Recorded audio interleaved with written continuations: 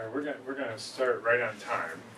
This is maximum dissemination, and my name is John Dove, and this is very much a repeat of a speech that I gave at a program that I led at Society for Scholarly Publishing in San Diego in May.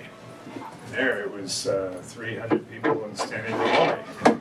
But this room is almost small enough that we would have standing room only. They say you may, this group, there's a wish for somebody that they should have a house that's not big enough to hold all their friends. So, in any case, I'm going to read my speech, which would not normally be my style, because I need to really make sure that we've got time for everything in the program, because I'm condensing what was 25 minutes down into 12 minutes. So, Satya, I can't cut short my introduction of Satya, however. So, Sathyanarayana is from Bangalore, India, and the president of Informatics. Satya and I met shortly after I first joined the library world 22 years ago, when I had just left a career in corporate strategy to join Silver Platter. Some of you are old enough to know what Silver Platter was, others won't even know that company, but I remember asking Silver Platter's founder, Bela Hadvani, when he was interviewing me, so who were the seminal thinkers in the library world? And he said, well, there's this Indian guy named Ranganathan. And about 3 months later, I was at London Online, and there I met Satya. He was our distributor in India. And I asked him about Ranganathan. And when I got back to my desk in Boston, a week later, arrived at my desk a copy of Ranganathan's 5 Laws of Library Science. And ever since then, Ranganathan has been an inspiration to me. And Satya has been my friend and mentor. Satya's company, Informatics, is the same age as the Charleston Conference. Next year it will be 40th anniversary. And it's still the only IT organization in India that I'm aware of that was founded and led by a librarian. So they know about metadata, they know about libraries, they know about discovery. So Satya is, I'm presenting today a bright idea, perhaps even an outrageous idea. And Satya has agreed to provide a librarian's critique on my pitch. And then we'll see 2 very short videos by an eminent humanities scholar from Princeton, Stanley Katz. Stan is also the President Emeritus of the American Council of Learned Societies. He's an Emeritus Board of CCC. And he was presented with the National Humanities Medal by President Obama in 2011. And then we'll also see a video from a researcher recently tenured at Wellesley College in Sociology and Women's Studies, Smitha Radhakrishnan. And then hopefully we'll have some time for a little bit of Q&A. But before we begin in earnest, a thing I like to do to make sure when I'm giving a talk that has a lot of jargon, I'm going to be using these words up here. If there's any one of you who just wants to say, well, what's that mean, or what do you mean by that? Just tell me now, because we can stop. And I think these are all things that people at the Charleston Conference are likely to know, but I wanted to make that check. So ever since last year's Charleston, I've been on an inquiry seeing if I could find a solution to one of the hardest problems in open access: how to open up the flagship society journals in the humanities or social sciences. I interviewed more than 50 people about this model, including scholarly communications librarians, academics in various disciplines, library directors, both R1 and also teaching and learning institutions, publishers, executives of scholarly societies, lawyers, and of course, open access advocates. I wouldn't say they all applauded the idea, but many of them really liked it. And out of this emerged a bright idea. Now, some stipulations. This is not a model for every journal. It's not a model that every discipline could consider. I happen, in fact, to be a big fan of APCs in STEM. I think that it's beginning to work. It's beginning to gain some momentum, especially when founders will actually invoice directly the publishers so that it avoids invoicing authors and institutions. I'm a big fan of the Open Knowledge Project and OJS. It provides a lot of inexpensive way for thousands and thousands of open access journals all over the world to be able to be funded with a very small amount of investment. This is not a model for a struggling journal. It's for a journal with a strong brand in their discipline, and in a discipline that wants to go open. If you look at the whole panoply of disciplines in the humanities and social sciences, management science is a social science. You wouldn't pick management. They couldn't care less about open access. They all have IP and the consulting jobs and everything else. That really, it's not the barriers to entry in management science. They're not concerned with it. But if you take bioethics, it kind of cuts at the core that here you are collecting data from places, and then you write about it, and the people data you've collected about can't read what you've written. So that kind of cuts at the core of that discipline. So you pick a discipline where there's a strong interest in open access, even if they have questions or concerns or don't know that much about it. It's just their gut says, yes, we want to be open. So this is also an unusual idea. 10 years ago, 12 ways were identified of how to fund an open access journal. This is none of those. 2 years ago, a survey article was done, 15 different ways to flip a journal. This is none of those. Alicia Wise and Lorraine have identified 28 ways to make a journal Plan S compliant. Alicia assures me this is not any one of those 28 ways. And yet, it is also Plan S compliant. I don't know many humanities scholars who would care, actually. But now, being different doesn't mean it's advantageously different. So let's look at this.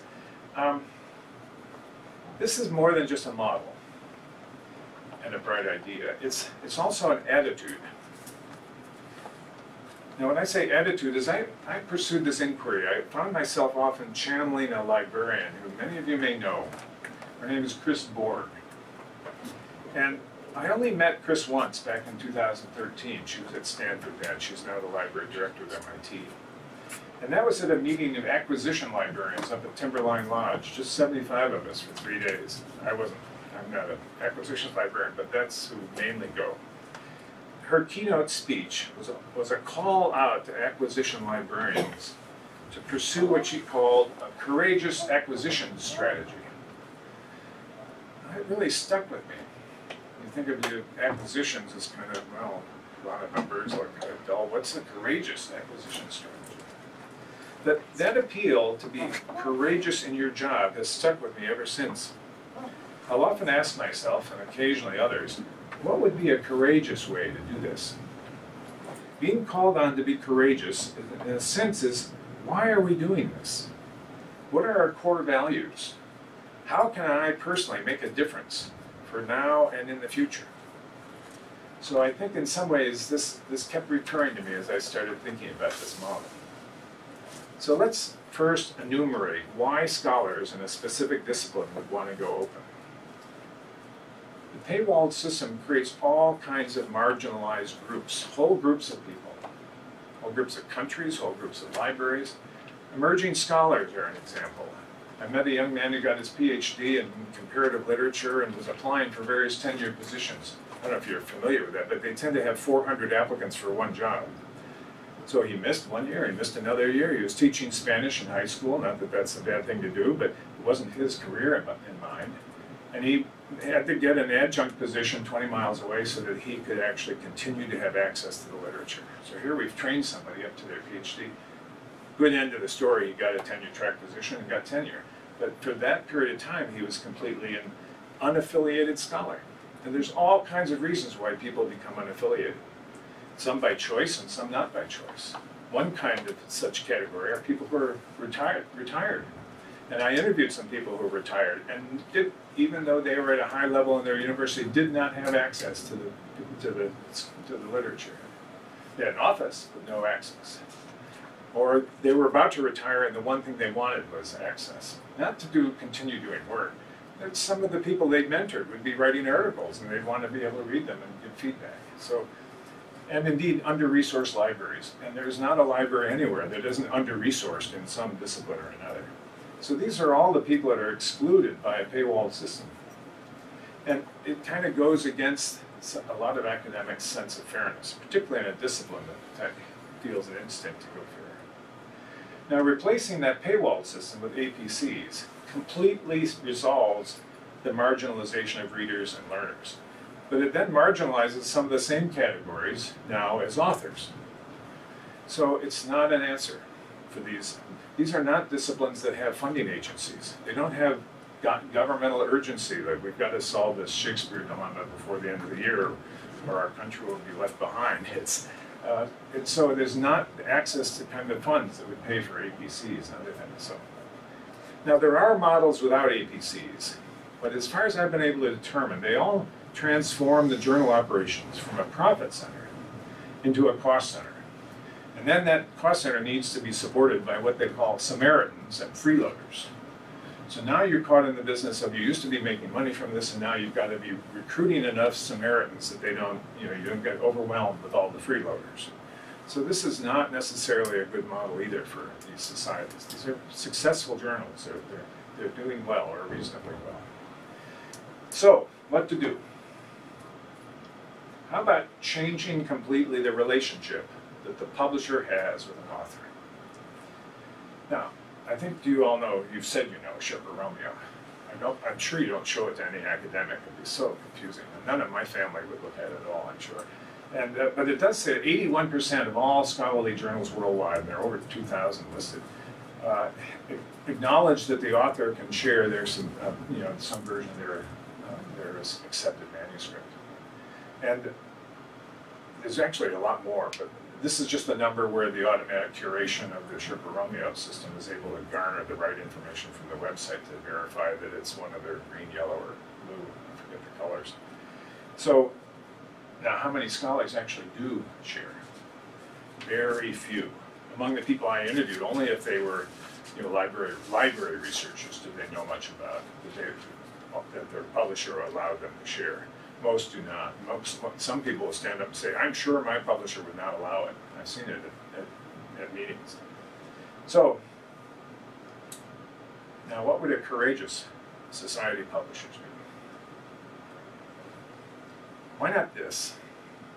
When accepting an author's accepted manuscript. Now this is the last submission after peer review, after edits done by the author to respond to peer review. So finally it is the piece of work that is ready for being assimilated into the publishing system and disseminated. So you send the author an email. Hey, congratulations, this is really excellent work. Thanks for providing it to us for free, by the way. And your authors, many of your peers agree, and so we're going to take it from here. We are the experts in dissemination. We know exactly what the right place to do, what things are to do to make sure that your work is immediately and easily accessible. So we're going to find an audience and maximize the chances that your article will be read and appreciated by the right people. We'll leave no stone unturned. In fact, we're going to present your author-accepted manuscript to an appropriate repository, institutional, subject, national, and we'll develop our published version and include it in our journal along with other content that our journal is well regarded for. So now, here's the courageous move. We're going to take down our paywall. Already people come to us through a DOI, a URL, discovery system, and there's subscribers and non-subscribers. And we give subscribers the version, and the non-subscribers are given this paywall. We're taking down that paywall, because now we're going to instead send them directly to your author-accepted manuscript. We know where it is because we put it there. And if we forgot where it is, we put it in a securely accessible repository so that it's not brain science to figure out where they are. So we will make sure that anybody has access to your work, whether it's our value-added piece or whether it's your original author-accepted manuscript. So,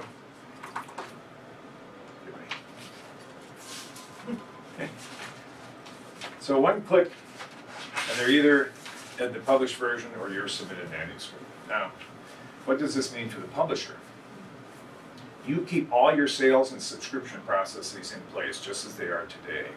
All your agreements, your channel strategies, your bundles, and all your accounting and revenue tracking is the same, no changes. And you've not introduced and now there's no more marginalization of readers anywhere. Everybody has access to something, to the work. And yet, now you've not introduced APCs, which would marginalize authors. And you've not required fundraising activities so that Samaritans can cover all the freeloaders. And you've demonstrably, this is really important in terms of branding, you've demonstrably showed you the academics in your discipline that you want there to be open access and that you truly have their interests at heart, and that is great for your brand. Now, a good friend of mine said, if you have a bright idea and you don't know the 3 things wrong with it, you haven't thought through the problem enough. Believe me, there's 7 or 8 things that are wrong with this. But everything that's wrong with it, you have to compare with what's right with it. And so far, to me, none of them measure up. They're way short of what's right with this. So most obvious, why won't our subscription revenue simply tank? After all, if people can get this stuff for free, why would anyone subscribe? Believe me, this is the first thing everybody raises. But now take note of the user experience of the non-subscriber and the subscriber. The non-subscriber, maybe they have a center of interest in your journal, the Journal of Nanoethics or whatever. I understand that's Rudolph Giuliani's favorite journal, by the way. Anyway, they're visiting many articles, in that journal. They have a seminar on it, maybe a class, and they're going to 5 or 10 different, author-accepted manuscripts. These are all manuscripts written in Word by people who are not that proficient in Word. They don't have any links at the end of the citations. They're not interlinked to other content that might be in a journal. So it's not yet copy edited. So it's not meaningfully part of the journal collection. Now the subscriber gets nicely formatted, linked to related articles, organized a meaningful collection with letters to the editor, news, conference announcements, overlay reviews, comments from readers. Now, I think it's a slam dunk as to which one's a better user experience. Now, how much can you charge for it? If you charge too much, you don't have anyone over the barrel. So they'll go ahead and say, no, we can get by with the author-accepted manuscript. And if suddenly a library they get rid of their department of nanoethics, they really don't need it anymore. They're going to go back to just the author-accepted manuscript. But if they value that work and that discipline, they're going to want to subscribe to it. So we can both go more into that in the Q&A, but I wanted to be able to make sure we've got enough time for everybody else. So with that, Satya, will you come up and provide the librarian's critique of this, or commentary? You don't have to tear it down if you don't want. Good afternoon, friends. John introduced me to all of you.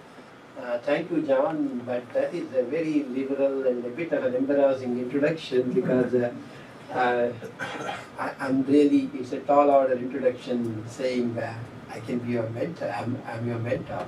So we really got connected because of Ranganathan, which most of you know very well as librarians here. John has come up with a great idea. It's a very, I must say, innovative idea.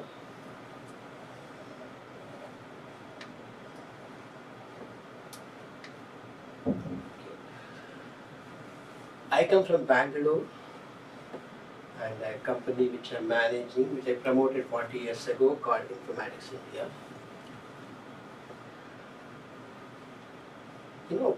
This whole open access movement looks like becoming pretty colorful, both colorful and controversial too. Maybe it is colorfully controversial or controversially colorful, call it whichever way. It's moving from green to glittering gold. And now we talk about somewhat another yellow bronze. And again moving further to something called hybrid grey. And OA is no longer jet black. In these 20 years, now we also have something called another holy cow emerging. What you call the planets, right?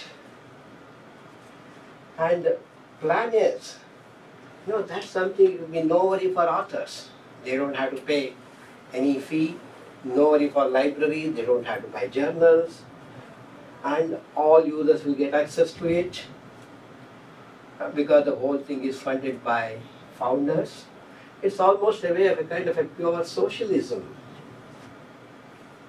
But then where is this OA, which is in 20 years really taking us? What has it achieved in the last 20 years?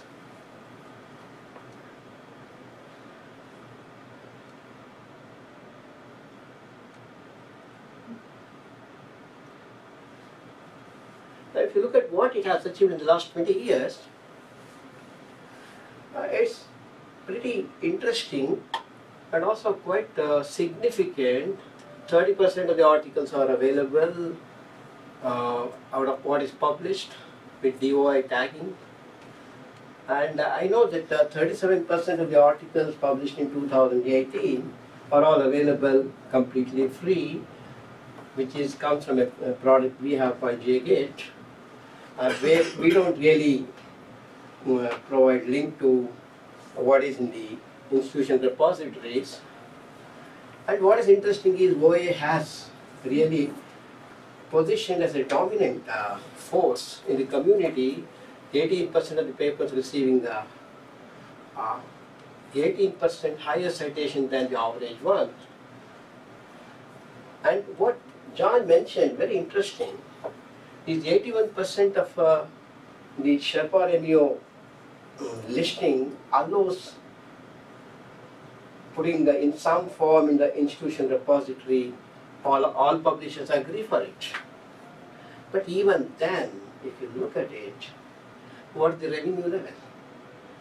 As per outsell, OA revenue is still around $450 million, maybe a bit more now, hardly around 5 to 6%. So as a revenue model, it is still not anywhere near the good old subscription model.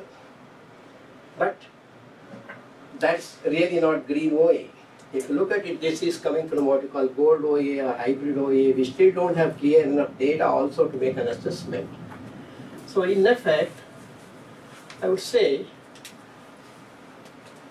the green OA, although it is much smaller, still has a much less controversial way forward to go ahead, which is something I don't understand why it is not really given the kind of importance that should have been given. If you look at it, it started Steve Harnot's, his strong advocacy and also that Budapest Declaration that author archiving is the best way to go forward. But what happened with author archiving? It never, took off. Librarians took a lot of interest in building institutional repositories. There must be around 3,001. I guess librarians are the ones who have been very strong advocates in practice in moving OA forward through green movement, that's IR movement. But why is it that it did not take off? There's an inertia. The inertia is more from the author's side. So some innovation is required to break these chinks. So when I look at John's proposal, there is some interesting hope there. What is John's proposal? His proposal is, while it is, all of you would have questions, I also have questions, his proposal is, let what librarians were doing so far, taking the help of authors, in effect authors were supposed to give you the article and you were supposed to put it in the repository, let the publisher take over. For author, it has been an odd job. And also he is not very convinced, most authors are not convinced. Authors, it's a divided house about poetry. That could be one of the serious reasons. So why not that we move towards publisher side? Publishers anyway have expressed their willingness to make it available to an institution repository in some form. Okay, if the publishers have agreed, why can't they make it available on their own? From their initiative, the moment the article is published, they have the author's accepted manuscript and they can create a parallel repository within their system, make it available for harvesting and move it to an institutional repository. That's the proposal, right? Now, the question still will be in our mind, while that is an excellent proposal, that's the way to go. Is it a sustainable model? Is a question I would ask. Now, the publisher would ask a different question perhaps. Is it going to be suicidal for me? You are asking me to give an alternative access from my side. Okay, you are putting in your repository. If somebody finds it, he will go there. If somebody doesn't find it, it's a chance. An institutional repository discovery could be a chance. Why do you expect me to get into a systematic, unorganized, systematic method of killing myself? The publisher may ask this question. Would he not ask this question? But publisher also knows that he is offering a very differentiated value when he publishes a journal. An article and a journal are not same. You know, when a journal is published, it goes through a lot of editorial process. Peer review is not just an end in itself. And what you get out of a publishing house is a visual treat. You know, publishing is an art. It gives you what the author has written for you to read in a manner that's a lot more convenient. It has several things to, you can visualize it. I would call it a visual treat. What is visual treat is soothing to your mind. You find it more comfortable to read. And from the library's perspective, an article is not a journal. You collect it as a journal. You keep it in a repository in whatever way it is. So what I'm trying to say in support of the argument, while I also have the element of a bit of a doubt of sustainability, I guess if the publishers try it out, they will not be disappointed because an author's manuscript is not something libraries would love to have it, or even another reader also, particularly you are talking about the professional society journals. And professional societies are a community, they're members. As a member of a society, okay, as a member of my local library association, they publish something. I would like to have all the articles as a part of a journal. So there is a definite value proposition for the publishers. And also if you look at it today, there are certain journals, what you call diamond or something, journals which are published parallelly. They print online, they print it, they also make it available online free of cost. In fact, I can give a very classic example of a journal from our own city. It is a journal that was started by C.V. Raman, a Nobel laureate, Current Science. Current Science is available in print version. It's simultaneously available online version. They haven't lost their revenue. They still have about 4,500 subscriptions. We need to go to our videos. So now, so the lesson here is a green lesson to libraries, I would say, in some way. Even libraries can think of converting their IR, into not just a repository, but a dynamic resource sharing and social networking platform. Remember, why so we need to go to our videos, huh? Yeah. So now, with this, we would like to go to F2 video, which John will present. Yeah. So thank you very much.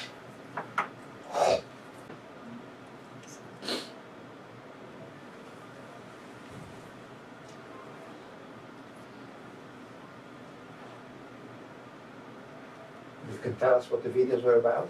Well, I can certainly, here. Do they add to the story? Because there is so much There's wrong something with the to- story that we can start tearing it apart now. So I wonder how we could simultaneously support the appeal of open access while at the same time supporting what has. So at Princeton University, where I teach in the Woodrow Wilson School of Public Policy.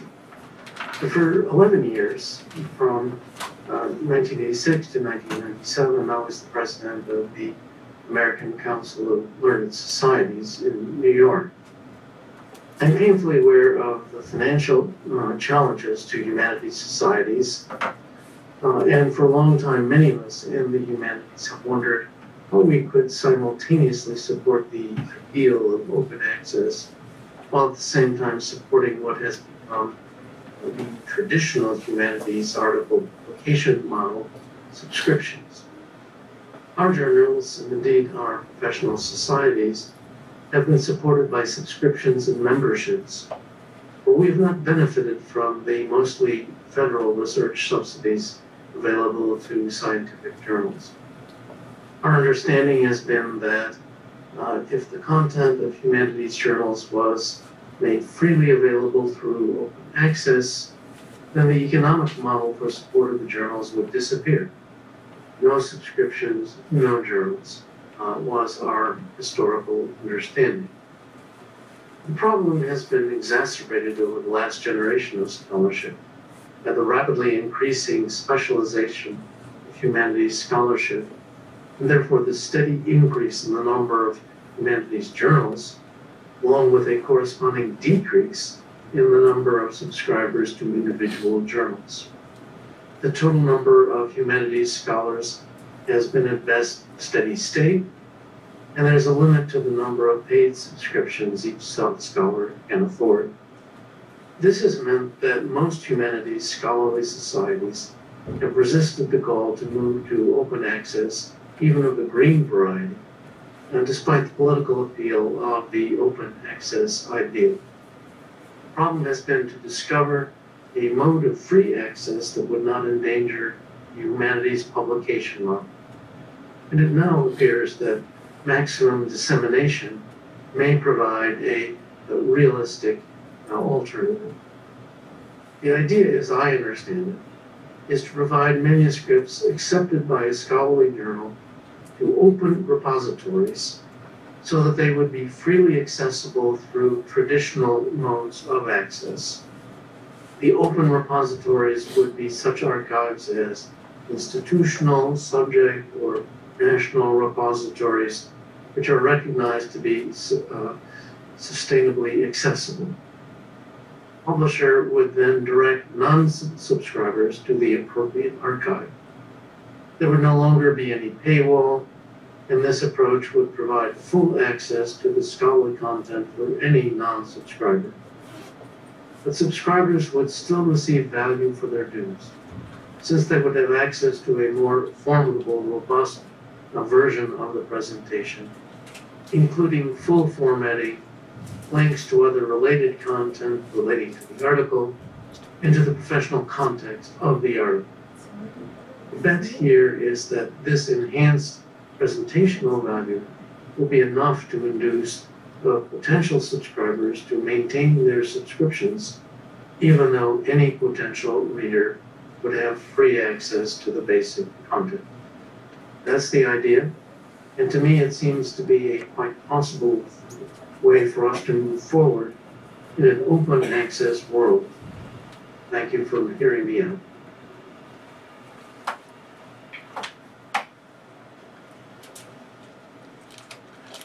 And now this next is a researcher recently tenured, and many of you may be involved with getting your authors and getting your researchers and faculty members. So the author industry presented their new horse's carriage to a curious public back in the late 19th century.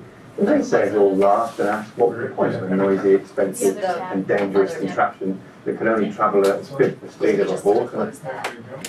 Thanks. Technology and the things that don't quite work yet. Sociology at Wellesley College. I am here today to talk a little bit about my experience with open access and research dissemination.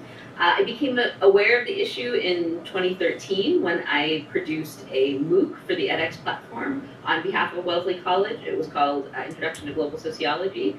And I was really excited about this opportunity because I thought, you know, here is the potential for a truly global sociology, teaching of truly global sociology, where I could get the excellent research that's out there in the field to a general audience. But what I found when I actually started making the course, possibly not surprising to this audience here, is that publishers weren't really excited to give me access to those readings, and they weren't interested in disseminating it to the tens of thousands of people who had signed up for my course and for other courses as well. So I had to think of some other way to disseminate the concepts that I needed to do.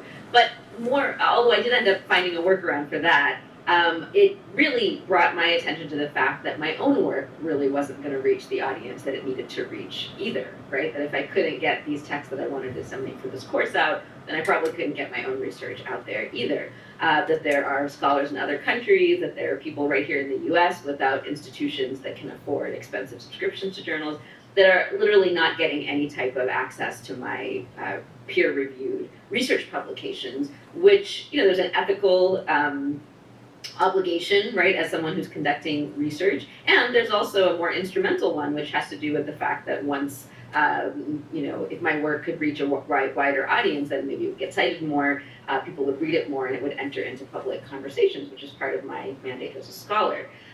So right around that time, I was very proud that Wellesley College also introduced an online repository at the college, so I could submit the final submission after peer review, the author-accepted manuscript, to that repository, and then it would be visible to on any search engine, and anyone in the world could download it, and it would not have the formatting, etc., of the journal, but this was a way to kind of disseminate that kind of high-level research. So I thought this was great. I was really excited when it happened. But I have to say that since it's been implemented just a few years ago, I've only submitted one article, right?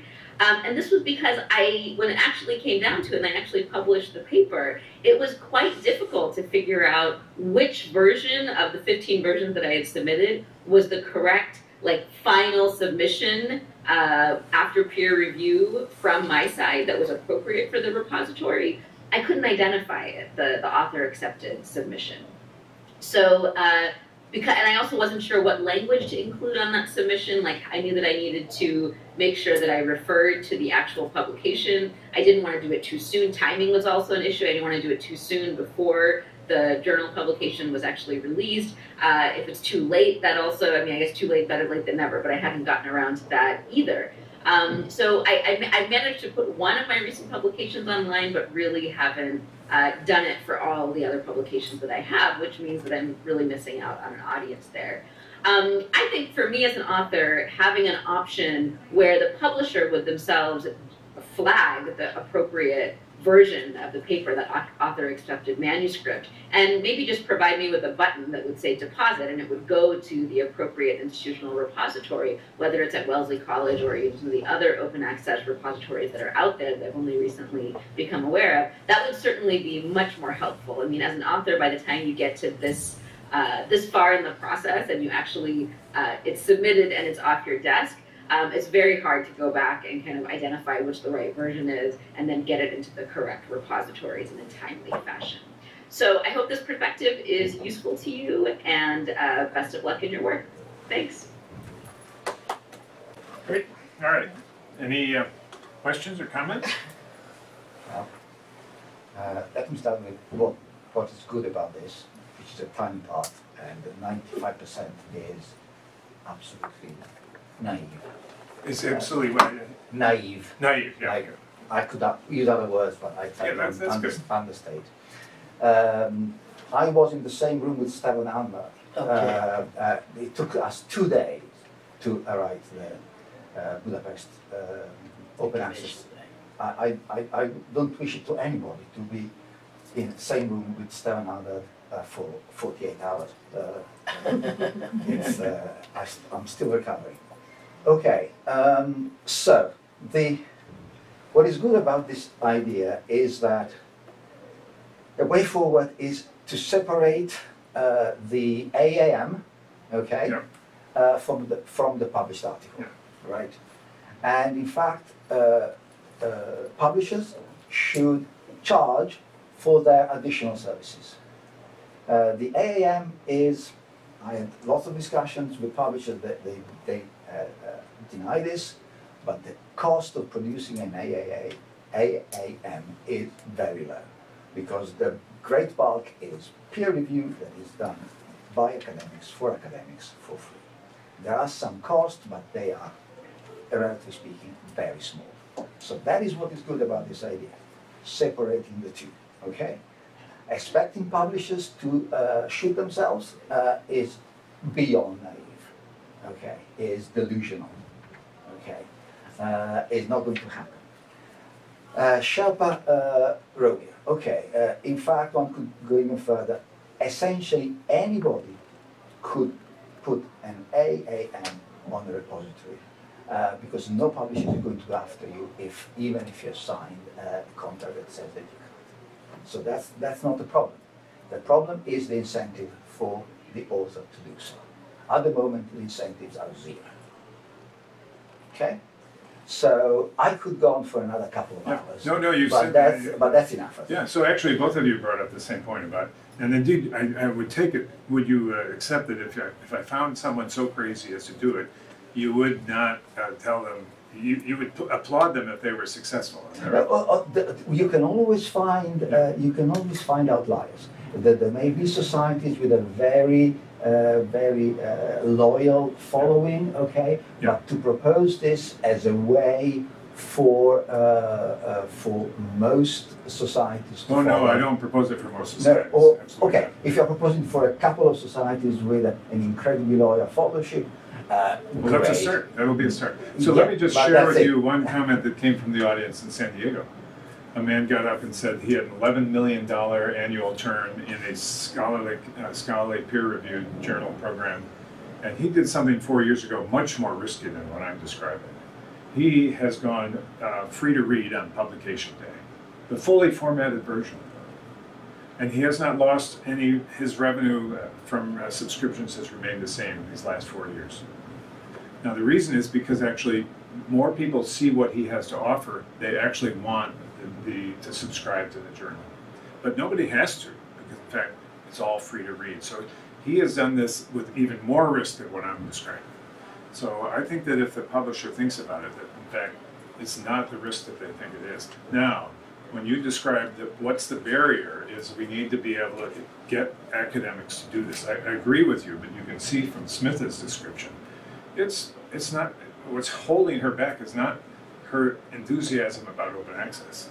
What's holding her back is all of the artificial complexity that we make in terms of what it takes for her to have it archived.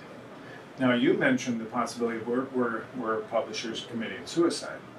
Now, my families are all academics, I'm not, but they send me all the stuff they get from publishers. And I see the stuff that they get from Taylor and Francis and Wiley and others, and it basically said, oh, here are the things you could do to make your article more, increase the citations. You know, put it in a repository. So part of what you're saying, if it's suicide for people to put in the repository, no, that's a big mistake.